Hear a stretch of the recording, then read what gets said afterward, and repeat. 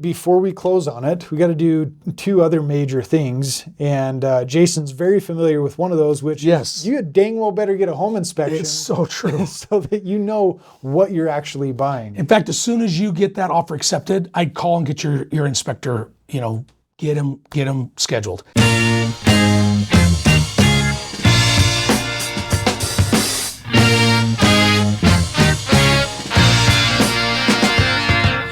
All right, welcome back. I'm Jason. I'm Colter. And we are The Massive and Passive Income Show.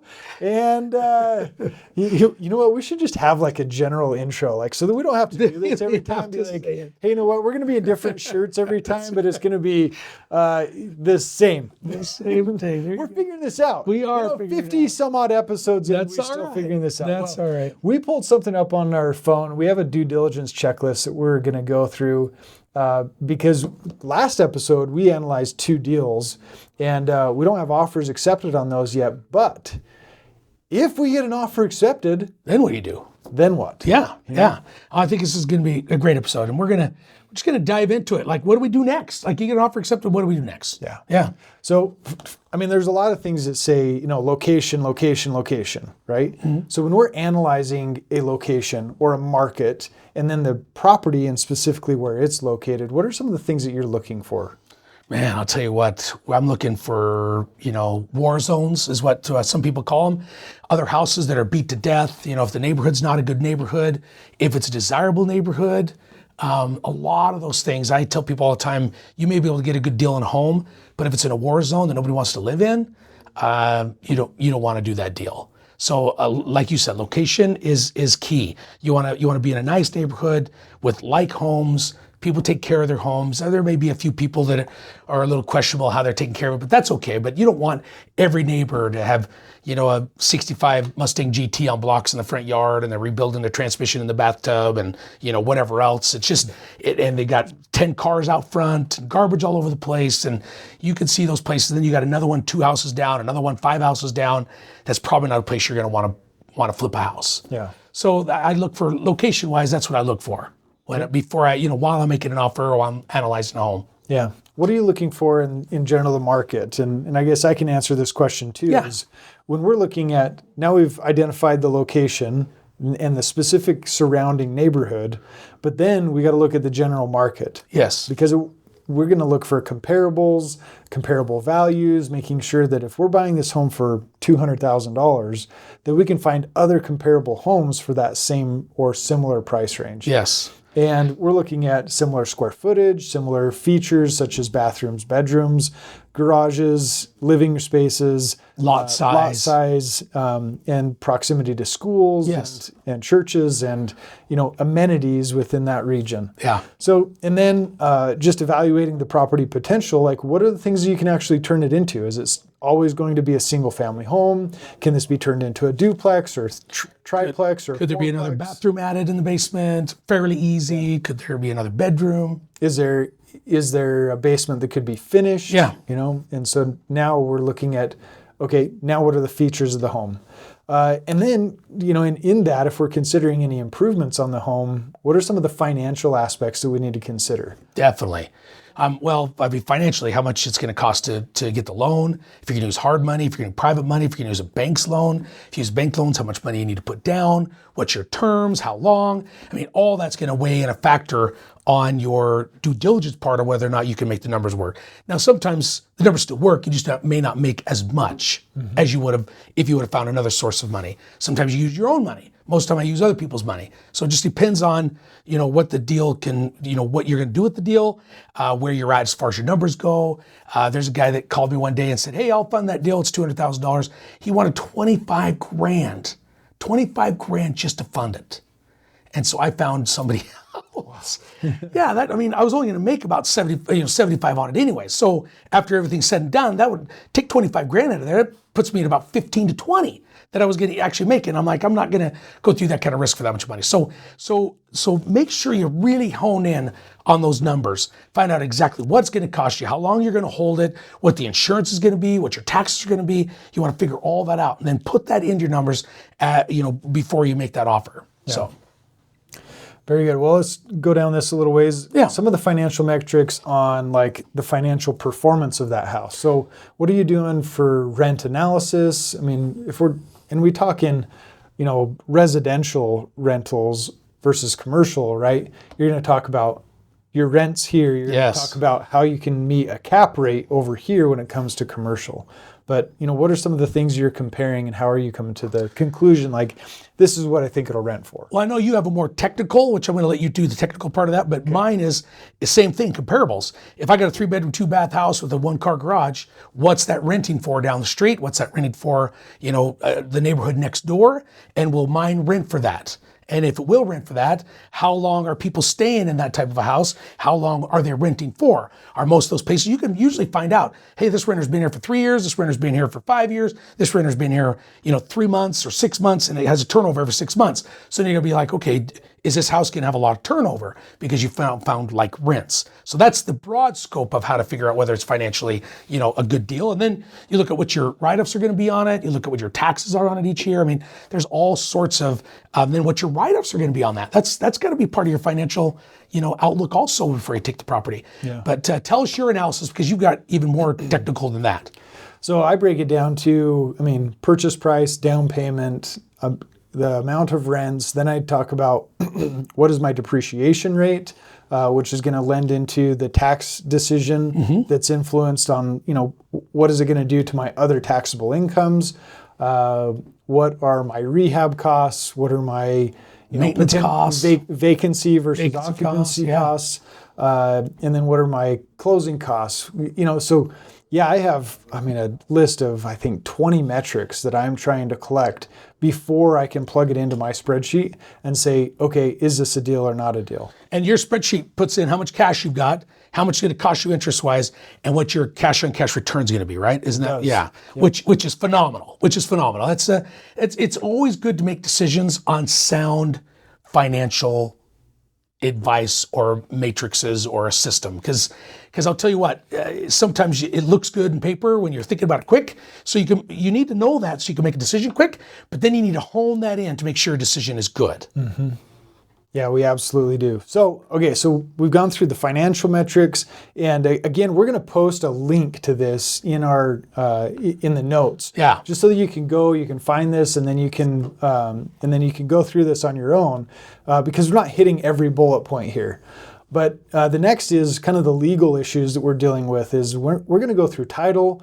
We're going to get title insurance. There may be, if you go and get a bank financing, there's going to be a lender's policy that's required on that. That's going to be part of your costs. It's going to be part of the assurance that they're receiving, saying, hey, this property is actually only encumbered with X and Y and Z, and we're okay with that. You need to figure out how you're going to take possession of it, what entity you're going to do it in, whether it's going to be in your own name or it's going to be an LLC, or hopefully it's going to be an LLC if it's going to be a or a long-term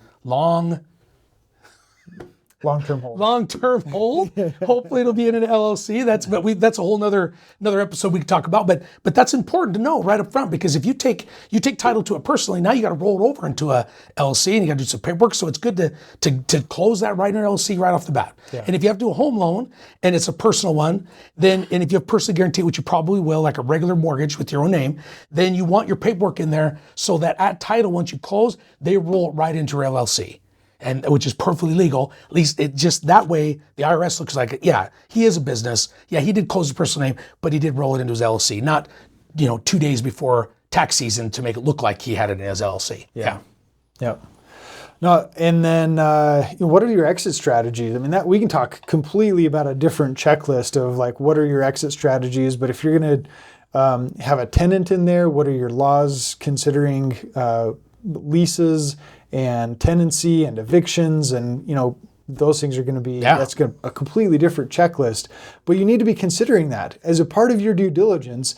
You better know not just that you can close on the house, but how are you going to exit? Yeah. And exit includes renting it out, leasing, optioning it, selling it, short-term renting it, et cetera, et cetera.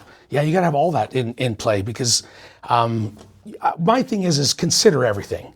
And then hone in on one thing, But you always want to consider, because sometimes I go into a property that I think is going to be a fix and flip, and I end up turning it a short-term rental.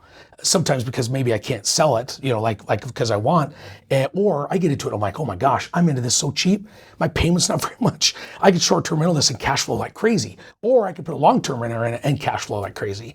So putting it all out there on what you might do with it. So think of everything you can do with it, but then hone in on one thing to do with it. Yeah. Consider it all, but hone it in. Yep. So before we close on it, we got to do two other major things. And Jason's very familiar with one of those, which is you dang well better get a home inspection. It's so true. So that you know what you're actually buying. In fact, as soon as you get that offer accepted, I'd call and get your inspector, get them scheduled, because most inspectors are 5, 6, 7 days out. Your contingency may not be that long. You get an accepted offer. Hopefully you put an inspection contingency of 7 to 10 days. I tell everybody, get as much as you can, but get at least 7, but try to get 10. Ask for 10, take 7. Sometimes they only give you 5.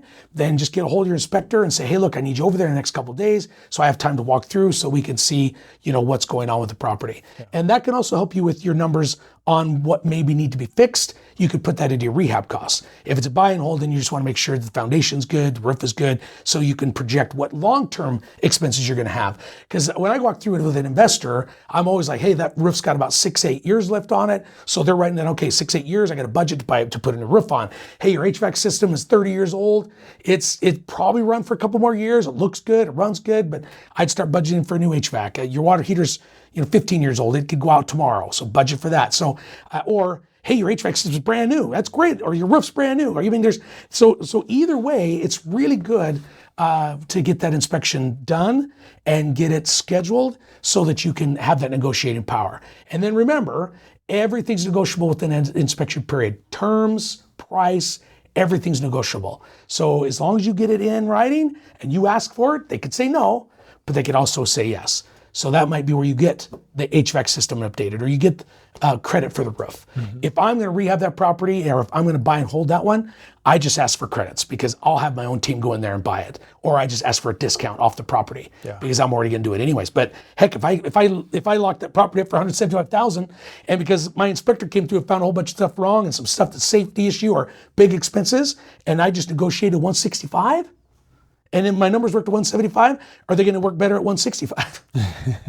Yeah. So that's an important thing. Now I'm an inspector, so that's why I'm passionate about it. But I save people money all the time. Inspectors are worth the fee. They really are. Yeah. Well, I totally agree. And actually, we just did one on 2 houses that we went back and said, hey, we want credit on the purchase price. We want it reduced. And we were able to drop $5,000 off of the purchase price, just simply off of awesome.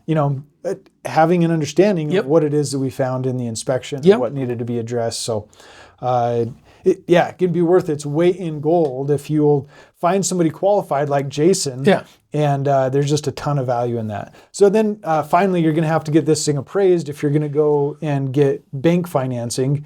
Now, I like to get appraisals, but I don't always have to because I understand the market. And so spending $500 to $1,000, this one I would recommend for your first 10 properties. Specifically in an area, you're probably going to do that. Yeah, and if you're going to go out and get hard money, especially if it's your first couple deals, that hard money is probably going to require you to get it also appraised. Yeah. So build a relationship with an appraiser. Say, look, I don't need an over-the-top appraisal because it's a hard money guy. I just need a simple appraisal. And a lot of times they'll do it for cheaper. It's not as extensive, but at least you can hand your hard money lender, hey, this thing appraises for $350 and I offer $275.